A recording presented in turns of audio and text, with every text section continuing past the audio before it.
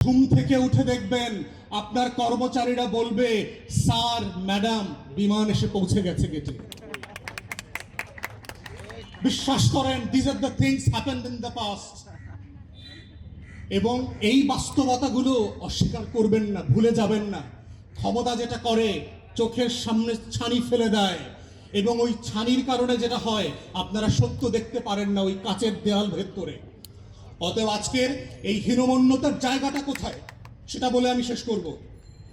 ৭১-এ দেখবেন যাকে সামনে রেখে আমাদের এই মুক্তির লড়াই হয়েছিল, শেখ মুজিবুর রহমান, যাকে কেন্দ্র করে স্বাধীনতা তৈরি হয়েছিল, সংগঠিত হয়েছিল, সেই ব্যক্তিটার ইতিহাস যদি দেখেন, আপনারা যদি তাজউদ্দিন আহমেদের ডায়েরি পড়েন, তার মেল লেখা বই পড়েন, এম এ মহাইমেন আওয়ামী লীগের এমপি ছিল, তার লেখা পড়েন, আপনারা যদি বিবিসি বাংলার সাবেক মহাপরিচালক ছিল, তার লেখা পড়েন, আপনারা দেখবেন পাতায় পাতায় শেখ মুজিবের হীনমন্যতার কথা আসছে ৭১-এর মুক্তিযুদ্ধ নিয়ে।